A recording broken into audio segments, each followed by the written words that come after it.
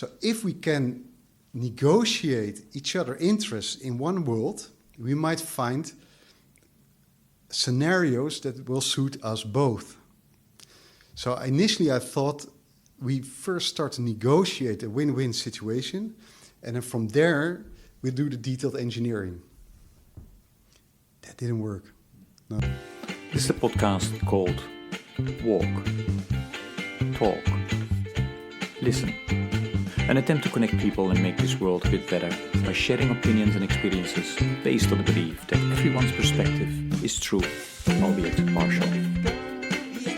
My name is Maurice Blom, and I would like to welcome you to yet another episode of Walk, Talk, Listen.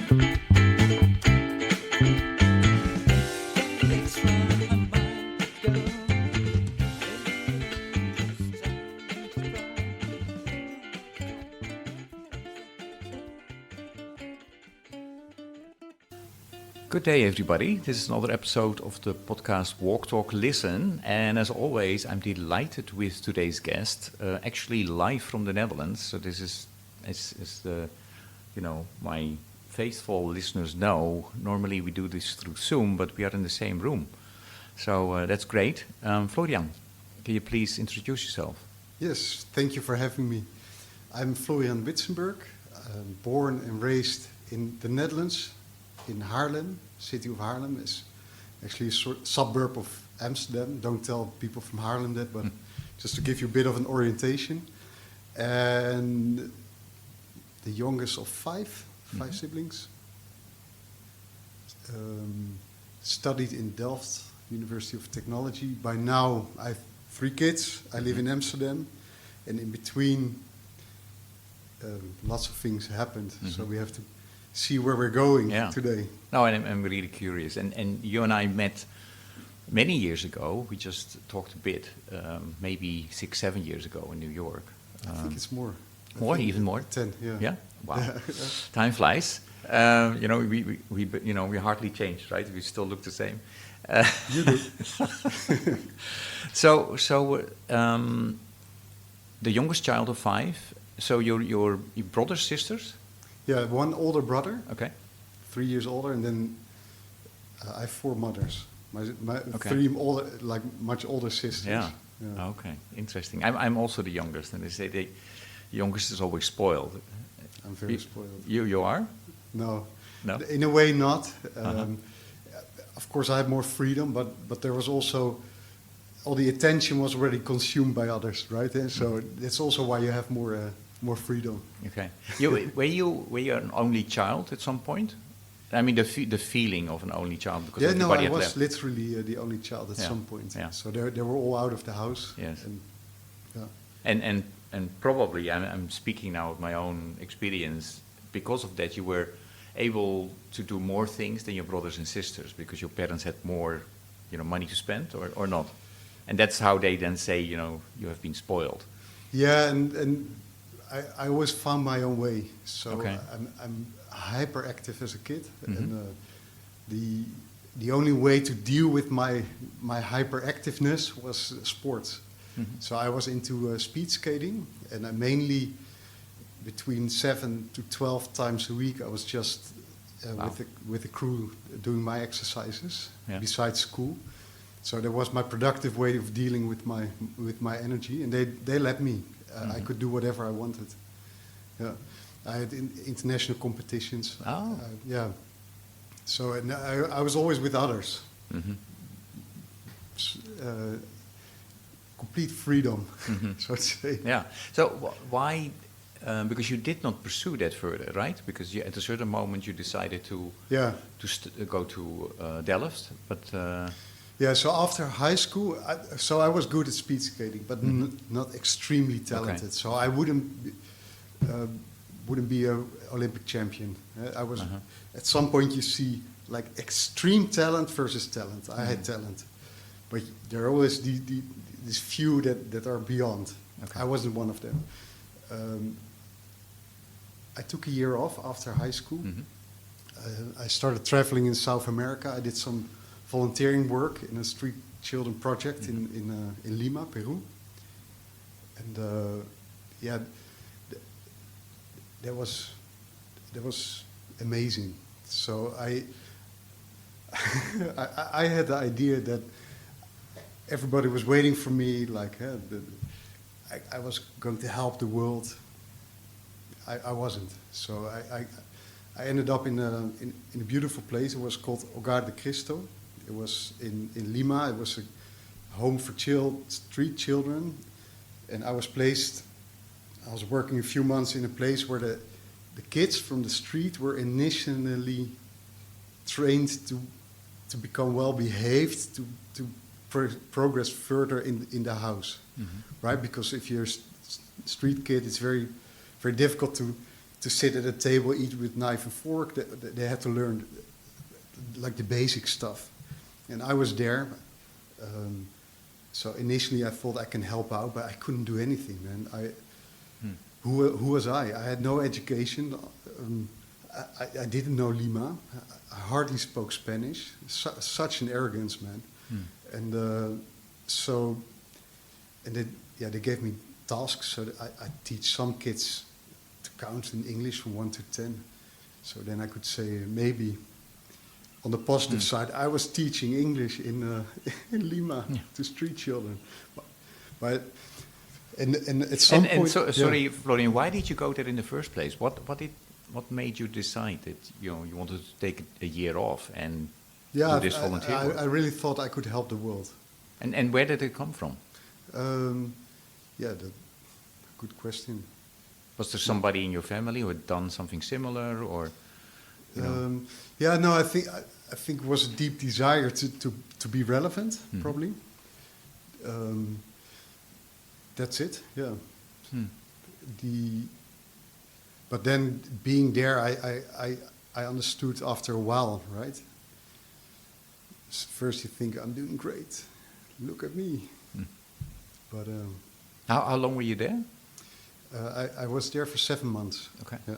So I was there the first months. I was in Hogar de Cristo. That's the house for children. And then I met people that searched the streets for street children to get them in the houses.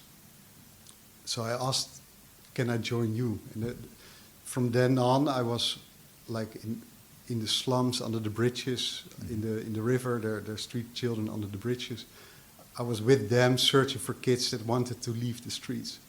And that was something very difficult for me initially to understand. But these kids, they don't want to leave the street. That's their life. They're quite regularly addicted to the glue, sniffing. And they didn't want to leave the streets. That's hard to understand. And another thing I learned there was, within those streets, within the neighborhoods, there were so many NGOs trying to do something. So I saw that, and I saw a few NGOs. I asked them, "Man, can we're all doing kind of the same? Can we work together?" But that just didn't work. So I was so confused, man. How can all these NGOs walk around there, think they were doing something great? Nobody was doing anything, in my opinion. So, anyway, I came back and I realized I have to learn something. I have to learn a profession. I cannot just go somewhere and think I can help. And then I went to the university to learn. I did water management, and water is so speed skating and water. I had something with water, but water is also an extremely interesting resource because you have. We have to drink water, obviously, but we have to use water for agriculture. Water can be used for hydropower. It can transform energy. So there's so many dimensions to water. So my idea was, if I'm able to help with managing water, I can be relevant, right? So that's why I choose water management. And did you choose, looking into water Delft, with ultimately the idea of, then I will go around the world? Or? Yeah, and I did. So even within my studies, I had many projects abroad, internships, and I did my thesis in Ecuador. And then I started working for a large consulting firm for a few years, and as a hydrologist, a nerd that calculates the water. I went to many countries. I went to Nigeria, to Trinidad and Tobago. In Jordan I was working. So yeah, it was amazing.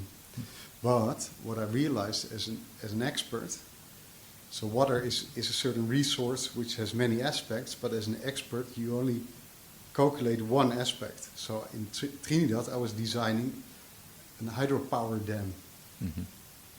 Full stop. In Nigeria we were designing an island in front of Lagos. So as an expert you have this monodisciplinary view on how, hey, you have an assignment and you optimize your assignment. So then what I realized is that, so one step back, in my youth I played a lot of SimCity. Do you know that game? Yes, yeah. So you have a city. I didn't play it, but my kids did. Yeah. And you have to manage that city. And there are calculation rules behind that city. And these rules in SimCity are not the rules we learn in engineering, right? But as a student in engineering school, those rules, the rules we use as an engineer, they are in school books. So the idea that you integrate multiple disciplines in one engineering project, that made a lot of sense to me. So and then after a few years of working for a consulting firm in a monodisciplinary task, water, I started my own company, Tygron, and what we built is SimCity, but then for real, based on the real data, real calculation models. And it's not just water, but you have also the environmental aspects, the nature, biodiversity, but also economy. So from one perspective you could say we want to restore nature, so if that's your own goal, you can remove all the houses and you have beautiful nature in a few years. But of course we have to balance all these needs. If you only build houses, where do you recreate, for example? So yeah, we build a system where you can design cities and calculate different aspects of that city in one virtual world.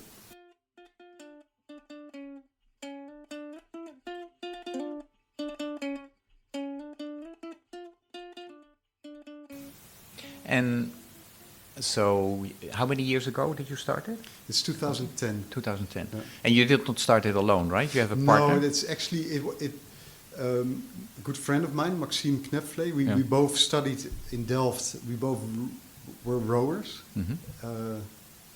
Water. Yeah. And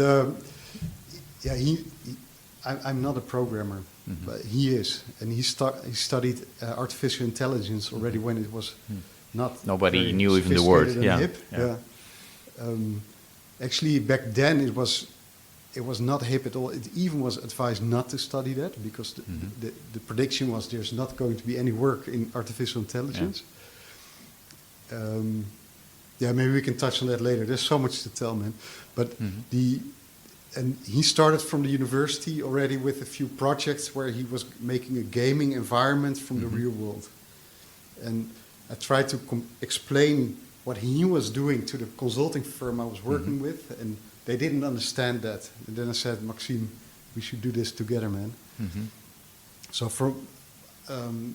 he and his team are great programmers, and I have the understanding of how to interact with that software towards the real world. So that's the balance we're working with. Okay, and Florian, if you compare to, what you had in mind when you started this company, and where you are today, what you are doing. Is there a difference? Were you expecting that all the things that you were doing now? Were you expecting that when you started it? No, man. It's been a long trip. So what initially I thought what we would do is So as an engineer, you calculate, you produce a report. Nobody reads that report. Nobody understands that report. The best they will read a summary of what you produced.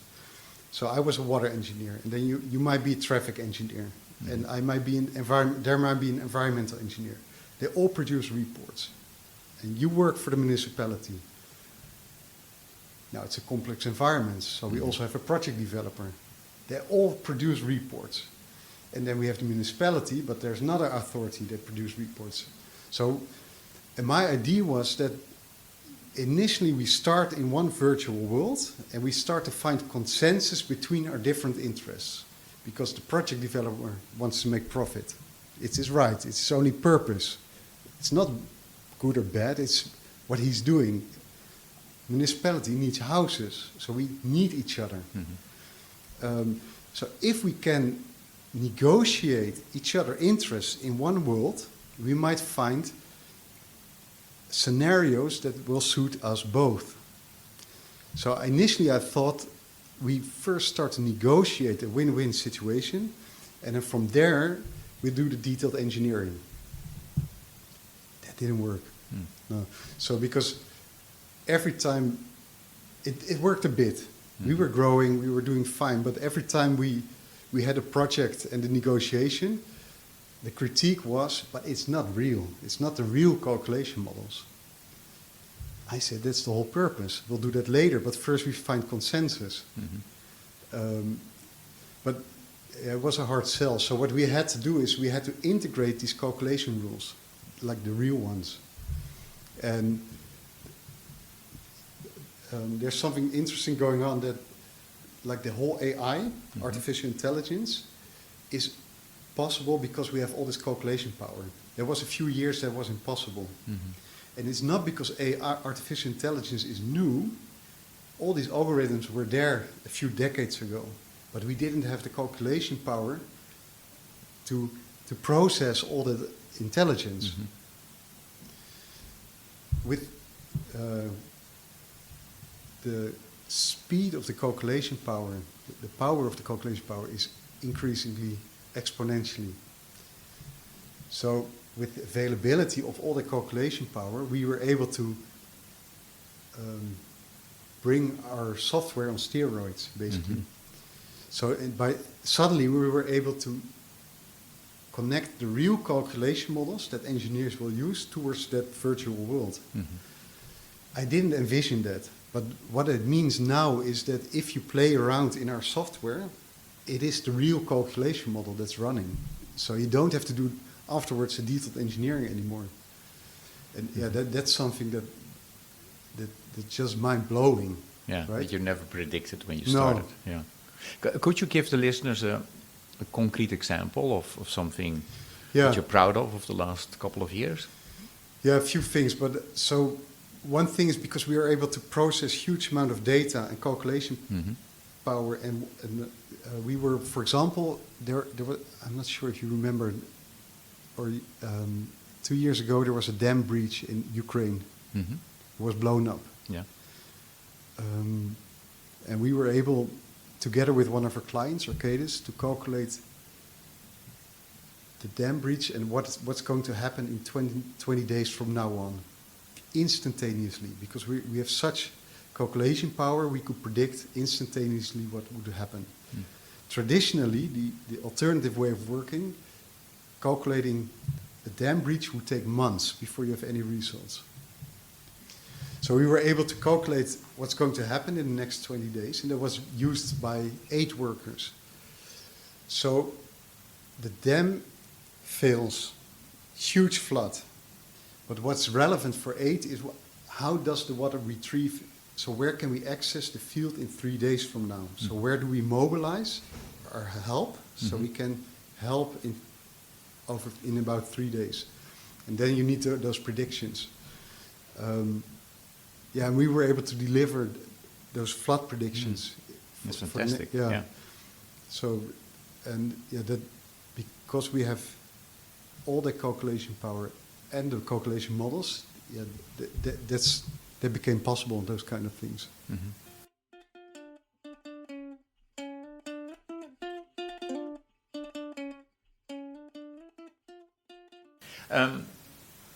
Sorry, one question that I wanted to ask you, because you said, going back to your upbringing, because you were doing things by yourself, the ice skating, etc. So finding your path, working as a volunteer and ultimately studying in Delft, is that something that you also figured out by yourself, or are you inspired by one of your siblings or by your parents? Oh, sure, yeah. No, so my father is a house doctor, and he had practice at home during weekends. It's the family doctor is a thing in the Netherlands. I'm not sure how that is internationally, but whatever happens, you first go to your house doctor. And I remember sitting on a Sunday in the living room and hearing his conversation with patients. And so somebody could call, I have a headache, or I feel nauseous. And he would start to draw around it. So if you have a headache, did you sleep well? Do you have a fever? Are you stressed? So never assume what you hear, but start to draw the picture around it. And that's always what I do. So if somebody comes up with a question or a feature in a software, I want to have this or that, I start to ask around it to draw the picture. What do you exactly need? How do you use it? So that's extremely helpful in so many situations. And yeah, of course, with my brother, I have some sort of competition. What type of competition do you have? Yeah, just natural brother. Oh, okay. He's a very successful lawyer, so I choose a different path. I knew I cannot beat him there. I have to draw other cards. So, yeah, of course. I can imagine that was the case when you're younger. Is that still the case? Of course, that never goes away. Yeah, and if I'm not sure how it's for you, but you're the youngest. If you're back in your family setting, no matter what you achieved, you're still the youngest. That never goes away. That's true. Yeah. That's so funny. And that gives me the opportunity to be more, like if it would be a choir, I would be the violin, like playing around with the trumpet. I can make the jokes. I can say what nobody dares to say. That's so funny.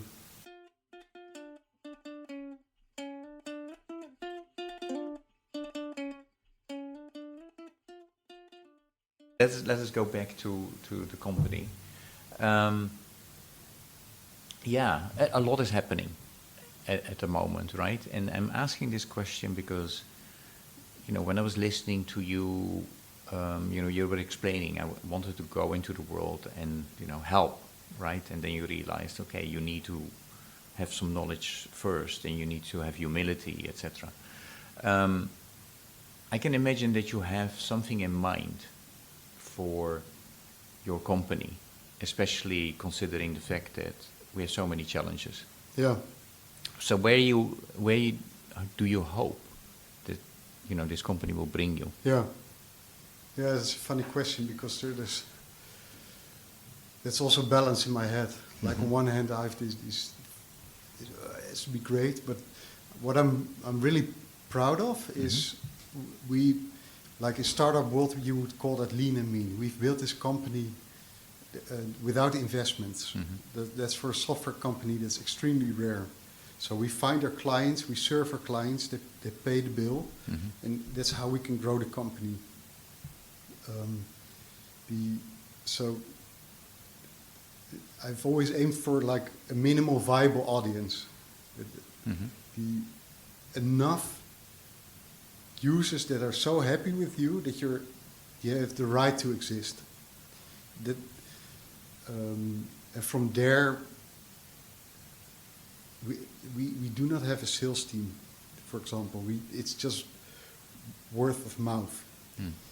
We did build it scalable, so we are looking into how can we scale it up, but within our core values, which is we control it, it's extremely high quality, and it serves the client. It doesn't serve the shareholder, which is rare in first software. And whatever happens from there, I'm willing to take. I hope it brings us abroad. We've gone through many phases. When we met in New York, that was, I think, 2014, we had, it was post-Sandy. So Sandy hit New York, and we were doing some recovery works in New York with the city of New York. And partners we had in New York. But we were, at that point, we were the users of our own software. So we were consultants with software. We were much bigger than we were now. But we, at some point, Maxim and I said we're going to develop that software in such a way that others can use it. So we decreased the team, stayed with core programmers, and tried to find clients that said that's so cool what you were doing, we want to do it ourselves. And then we built a whole usability around it and documentation and tutorials. Took much longer than we anticipated until it was profitable.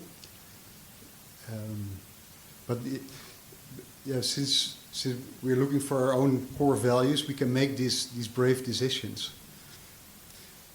Having said that, it runs now in 20 countries, but we don't have to go to all these countries. We can stay here, train. The training is often done by partners of us, so we can fully focus on the software, the supercomputing, and the further development of the software. So, core value of the software is that you can play around with interests in a certain city. So I hope that our software can bring that, because we have so many challenges worldwide. We have to face climate change, biodiversity decline, livability, increasing population. How do you balance that? So I hope that our software is able to design better solutions for these challenges.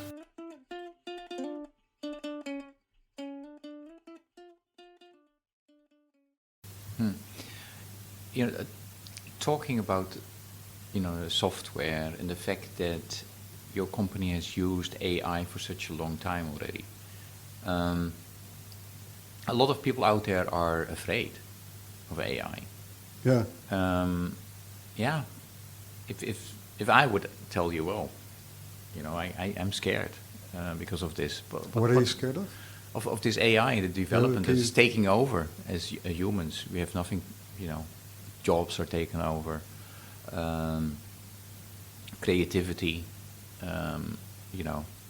for artists, a lot of jobs are. So, what is your answer?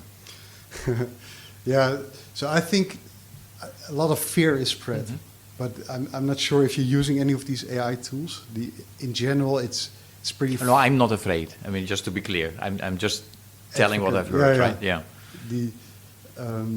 But it's pretty flat what comes out. There's no creativity there. It's an algorithm. So I think the human creativity goes way beyond what's going on there. Any innovation that came up, even back 1600 when they invented the watch, there was the mention that in 20 years from now we'll understand the whole world, and people were afraid of the watch, or the thing behind it, because the watches came later. But what's a clock? A clock. Yeah. A clock. Yeah. So looking at AI, it is an algorithm, and it's helpful. I was at a congress in Silicon Valley 2 months ago, and there you see people that are just optimistic about it. I had a feeling this is the optimism among experts that apply AI is what airplane industry was 100 years ago. Like, I'm curious, you have an airplane, how far did you get? What fuel did you use? What can I learn from your design? I did this, I did that. And so there was huge sharing of knowledge among experts. Airplanes do not do anything specifically, but they can drop bombs, but they can save people, right? So AI, it doesn't do people say it might do itself. Mm-hmm. I don't think so. There's always a plug you can pull as humans, but yeah, of course we have to be afraid of humans. How will they apply it? Mm-hmm. But that's not different from all the other technical innovations we've seen. So,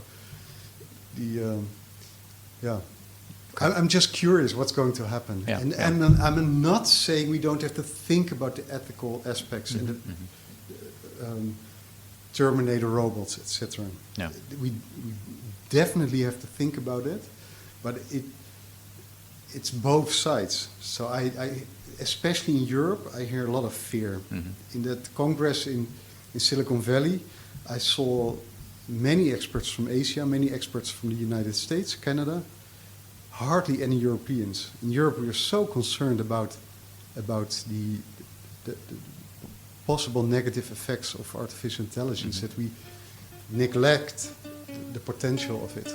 Mm-hmm.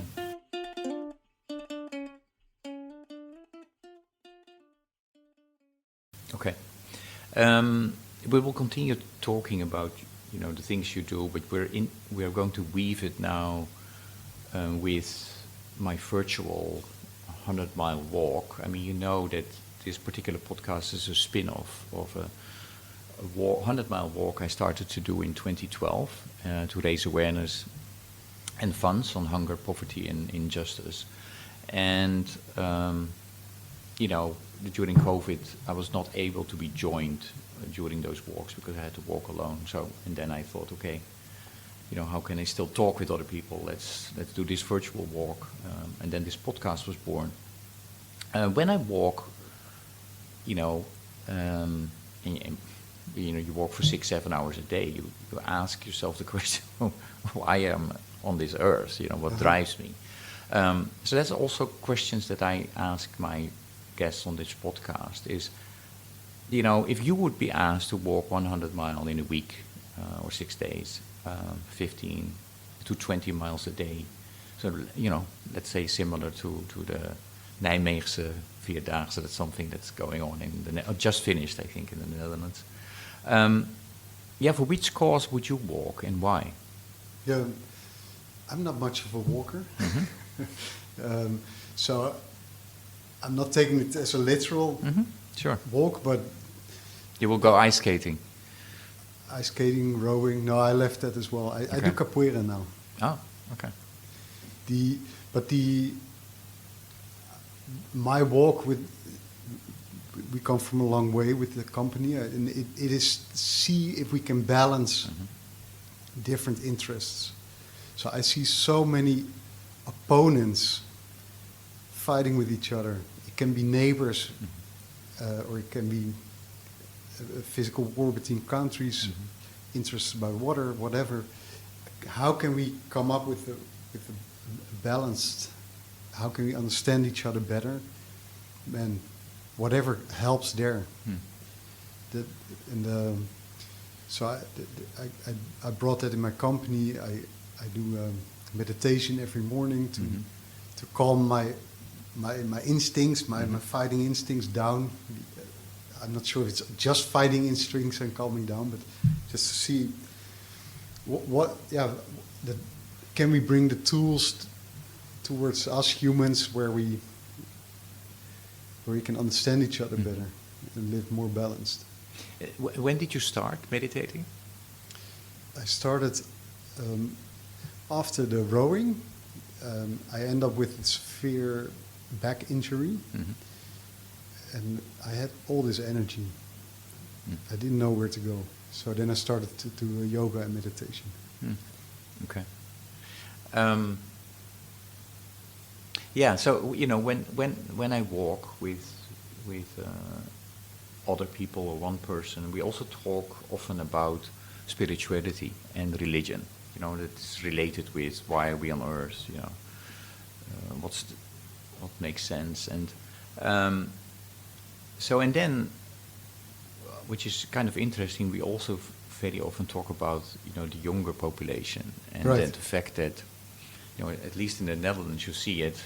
I grew up when I think the majority of my classmates were linked to a church because of their parents. And then my generation slowly got away from churches. That's different in the US, actually. Although that trend is also happening in the US now. So, yeah, I always have a question about youth and religion and spirituality as well. So what do you see happening in your community at the moment in the Netherlands among youth with regard to religion and spirituality? Are they still religious or no? Or yes, they are religious, but they don't go to church. What do you see? Yeah, in general, it's a concern. So I don't. Why is it a concern?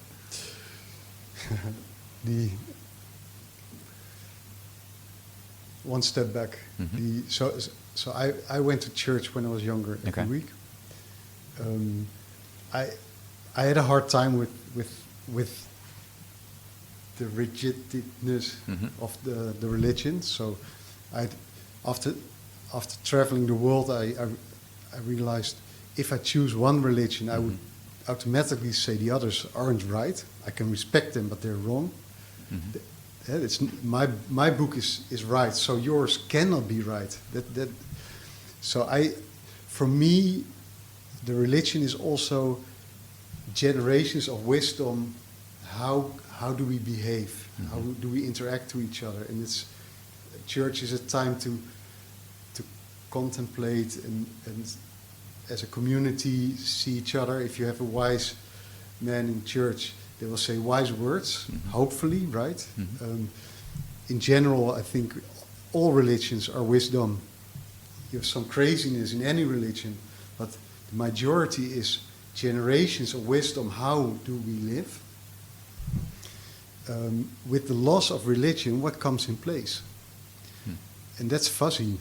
And so if I say it's concerning what comes up, I see all these instant opinions appearing, right? Vaccine wrong, right? The whole woke movement.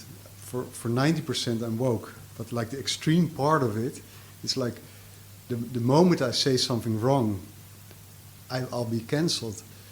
That's very close to the extreme parts of religion, right? If for some religion you say something wrong, you might be on the death list. Where's the dialogue? Anyway, so the challenge is if there's no religion, there's no wisdom on how to deal with certain challenges, what's in place for that? And then you see all this social media. It's just random what comes up on their screen. And as a parent, you don't have full control in what sort of niche opinion they end up with. I also see, and that's the good side of it, there's a lot of dialogue in schools and with parents. So I'm not saying it's going all to hell, far from it, but that's one of my concerns. How do what comes in place now the religion is declining? I don't know. So if you found out for yourself that maybe the church is not the place anymore, what are you providing then to your children in terms of what you're saying around wisdom and values? Yeah, that's a big mystery. Eh? If religion is your guidance, what's the alternative? But we have dialogue. I have in mind before puberty, if you have a dialogue if you learn to have a dialogue with your kids, you can also have a dialogue with your kids within puberty, but it's very hard to have a dialogue once they're within puberty. So, like the challenges they feel at school, if they feel neglected, if they feel jealous, what does it mean? Valuable things, go to musea. My wife is from Indonesia, has a Muslim background, so we also go to Indonesia and see that part of the world, right? So it's also showing them more than just the Instagram, maybe. Yeah. And so are your children religious then, or spiritual?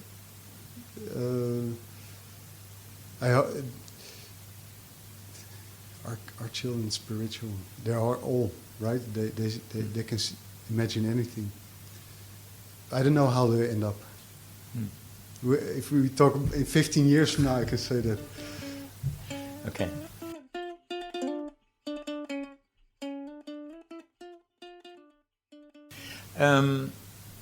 Yeah, let's go somewhere else. Music is very important to me, and we are in The Hague, where last week North Sea Jazz was there. Were you there? Yeah, I went. Nice. I used to go every year when I was still living in the Netherlands. So my listeners know that I've been very fortunate with interviewing a number of great musicians. And I have to make a pitch. Last week I had Noah Jackson as a guest. He's a bass player of Ahmad Jamal, and he 2 days ago he released a new album, so people should really check that out. It's a great album. He has a question for you later on in the podcast. So if I ask you to mention a song or a piece of music that embodies for a big part what you are about, what Florian is about, which song or piece of music would that be and why? Nice. I would say Redemption Song from Bob Marley. Emancipate yourself. I cannot sing. I'm not singing. You don't have to sing. Emancipate yourself from mental slavery. None but yourself can free your mind. And then afterwards comes have no fear for atomic energy. AI. Have no fear for it. One cannot stop.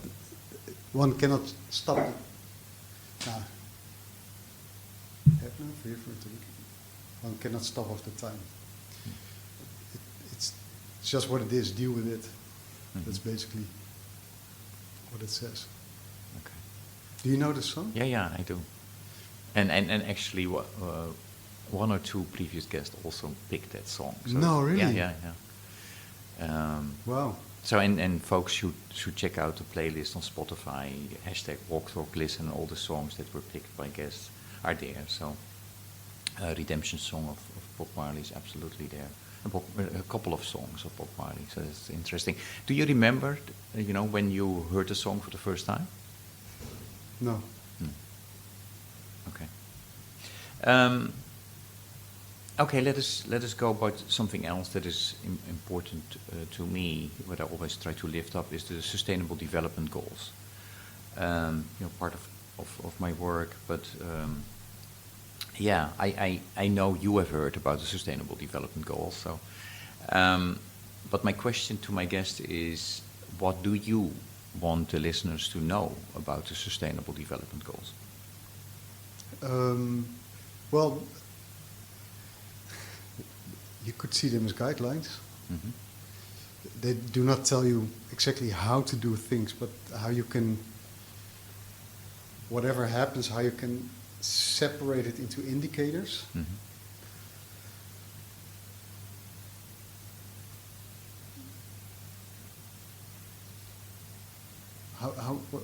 What would you tell to your listeners about it? Have you ever thought that?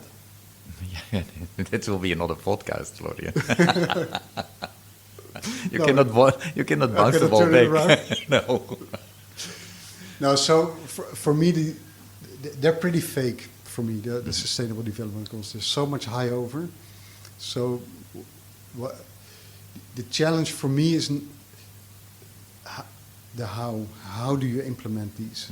And then partly our software helps certain clients with that. So they have programmed the calculation towards indicators that says how do we perform on the Sustainable Development Goals. So for example, if you have your city, you have the current situation, and then a design or scenario comes up. For example, there's a project developer that wants to build. You can upload that scenario and it recalculates the effects.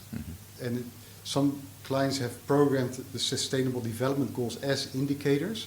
So you can judge, imagine you're the project developer, I'm the municipality, you come up with the plan, I can directly calculate the effect. And then I can say, my goal is to improve some aspects of the Sustainable Development Goals, you have to adjust your plan so I can give you the permit to build. So for me, the challenge is to make them practical. How can you measure it? Yeah. Because if not, they're so fake that I cannot do anything with it. Okay. And of course that's one of the challenges. I mean, I think if you compare the Sustainable Development Goals with the Millennial Development Goals, the goals before that, you know, it's a result of more participation, more people were involved, but also as a result, maybe we have created also, you know, so many goals, which makes it, a kind of challenging. Although we do understand that everything is interconnected and that you need to keep things in mind. So that's the challenge. Florian, and this is I think we're going to an interesting area now. Because, you know, there is a growing group of people around the world that are saying, you know, one of the reasons that we are not reaching those goals, because we are, unfortunately, on average at 15% of the SDGs, and we are in 2024, and, you know, we should reach them in 2030.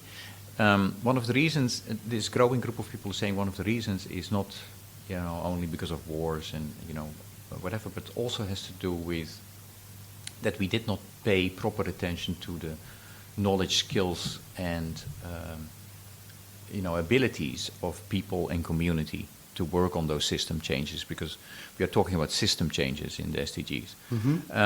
So they did a survey, and they came up, as a result of the survey, they came up with 5 inner development goals: being, thinking, relating, collaborating, and acting. So, have you heard about the inner development goals? That's one. The second is, you know, if you did or if you did not, you know, what do you think about these inner development goals? And then I have an extra question for you, because your software and your platform is very much about system changes. It's not talking about, you know, working on your empathy or working on your trust or your critical thinking. So, what are your thoughts? I haven't heard them. Can you repeat them? Inner development goals, 5 goals: being, thinking, relating, collaborating, and acting. And then as a result, they identified 23 skills like empathy, critical thinking, trust, you know, etc. Yeah, so especially about the relating and the acting, I would say that that's exactly my point, actually. So they're so high over, so conceptual. What does it mean for me? What can I do? How can I contribute? And I think our software is actually designed to create action, to find win-win situations. What can I do as an organization or an individual resident in a certain area? How does it contribute? So I think the main cynicism in society is that we as residents, I'm talking not as a CEO but as a resident, a father, we have the feeling that the government is taking decisions and I don't know exactly what they were doing. Can we make these transparent? Can I see transparently what they mean and how can I contribute?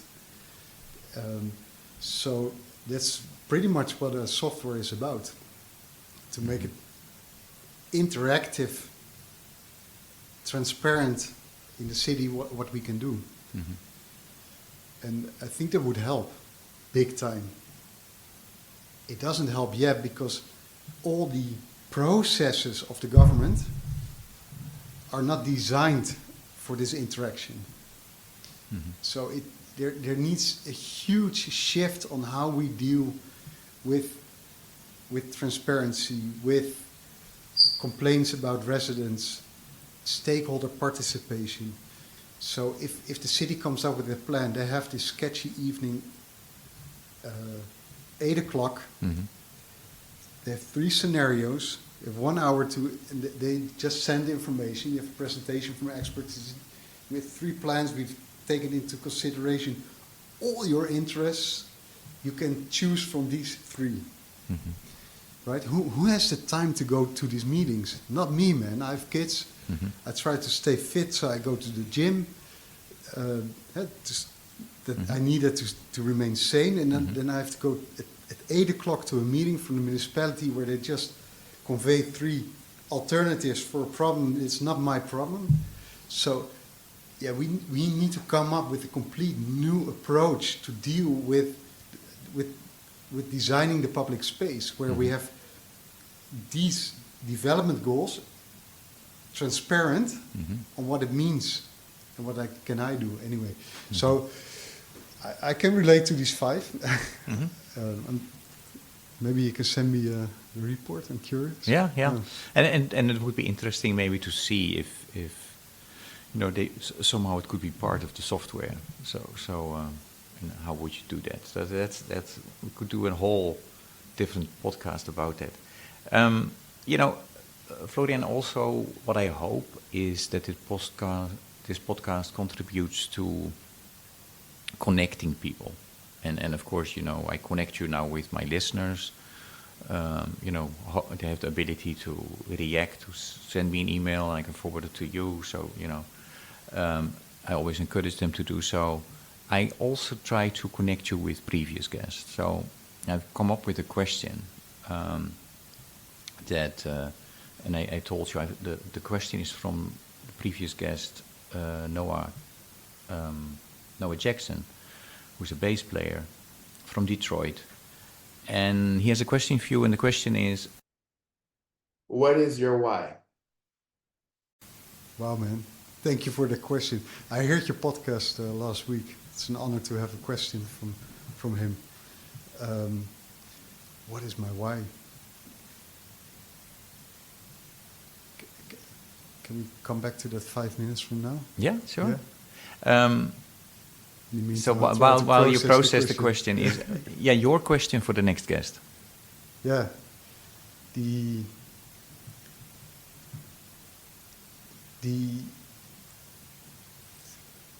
I talked about balancing interests, and what I notice is there's increasing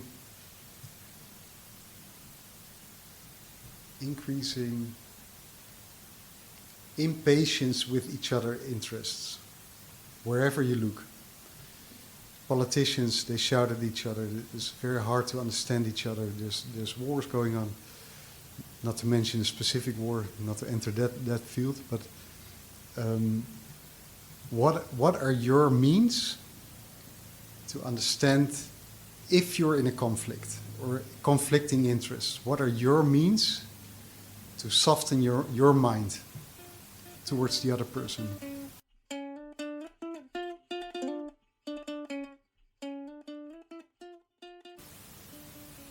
Okay, like your question. In the States, Steve Hartman of CBS examined, or is still examining, I don't know that for sure, about how one simple act of kindness creates a ripple effect. Mm-hmm. He makes videos around it. So my question to you is, what are your thoughts about one simple act of kindness and its potential to create a ripple effect? That's the first part of the question. And then the second part is, if I ask you to come up right now on the spot with one simple act of kindness that you would do this week, what would you do? Yeah, so going back to the start of the conversation, an act of kindness potentially does a lot, but potentially also is harmful. Mm-hmm. You might think you're kind, but so there's also that part of kindness. Mm-hmm. So I think towards kindness, you have to be very examining about your own intentions. Why are you doing something? Is it really kind what you're doing? Does that make sense? Mm-hmm. And just, because things go fast, what Florian is alluding to is when we started this podcast about his time going through Lima, trying to save street children, and he found out that it's much more complex than much that. more complex. In the best case, I was helping myself. Yeah. I was thinking I was trying to help others. I didn't do anything. So what I'm supporting now after Lima and trying to help, I didn't do much for a very long time. Mm-hmm. But since a few months, I started to support a capoeira group in Brazil that does great work in some of the areas in Brasilia. And I know exactly where the money is going. I know the capoeira teacher that's dealing with the money. So I know that it goes well. And the ripple effect is huge there. So I'm not sure if you know capoeira, but it's a sport that's from Brazil. It evolved from slavery. Slaves were not allowed to practice fight, but they're allowed to make music and dance. So within the dance, they created a fighting routine to practice for the resistance of slavery. It's a beautiful sport. It's a dance, it's a fight, there's music. I do this since I quit the rowing, so I do that for more than close to 20 years now. And within that capoeira routine, I've found so beautiful people, and with that help, and it helps, right? Anyway, so there's much to tell about it. If I ask you to come up with one simple act of kindness now. I pay money. Next week I pay money to Brazil. Okay. Is that a kindness? You're in charge here. Yeah. Any message, invitation, or question for the listeners?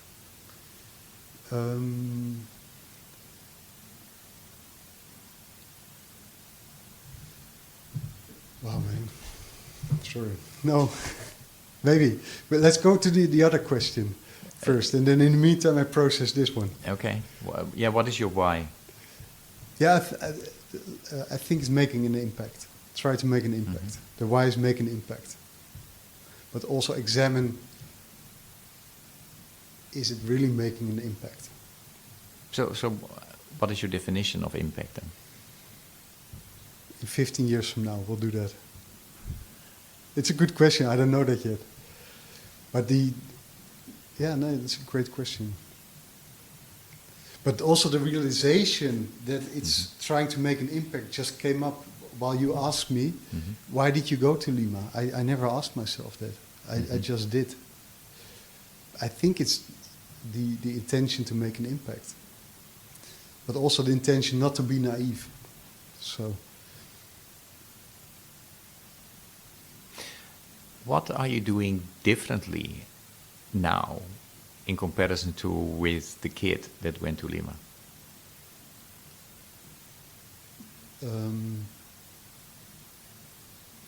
Well, for example, the support I give to the group in Brazil, I know exactly how it works. I know the people that so it's not a naive act.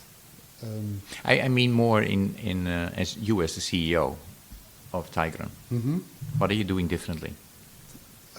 I'm not sure what I'm still doing the same. So I was this extremely naive kid that thought he I don't know, man. Sorry. But there's not much the same, actually. You're not naive anymore? No. You mentioned that you did not have any...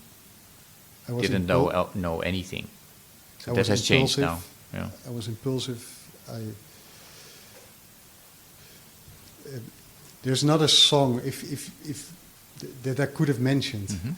It's Birdie. Do you know? No, I don't know that song. It's a song where she was, I think, 14 or 15 when she had her first hit. And the lyrics is, I taught you to be balanced, I taught you to be kind. And she's a girl, so she has this girl voice. So I have two daughters.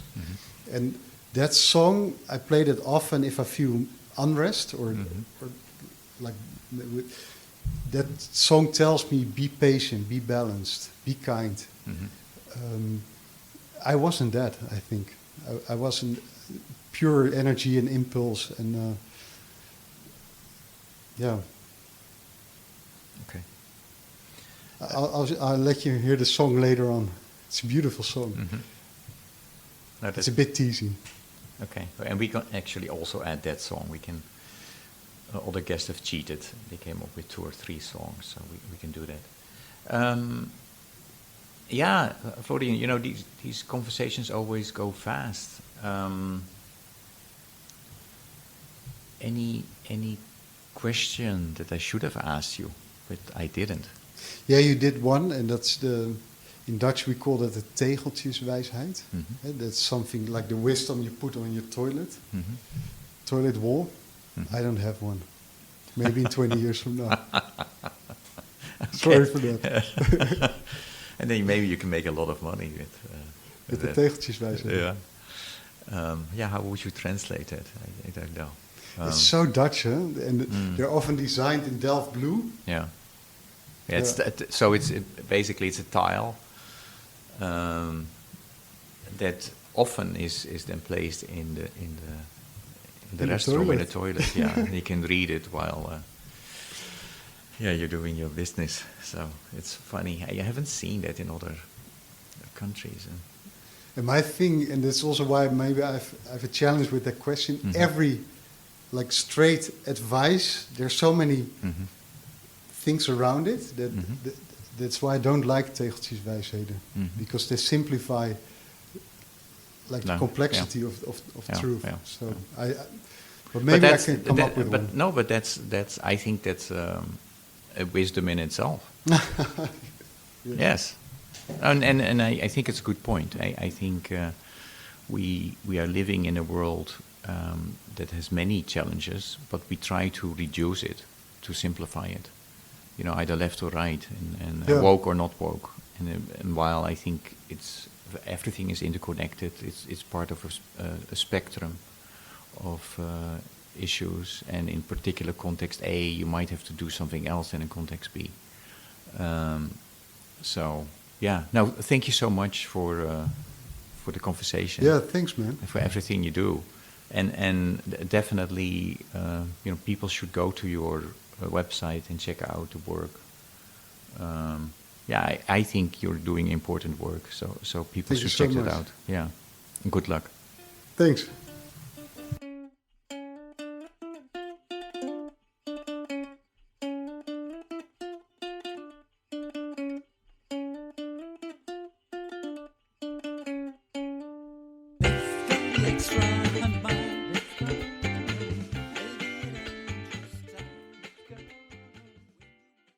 Thank you for listening to Walk, Talk, Listen. Please check us out on 100mile.org or follow us on Facebook or Instagram.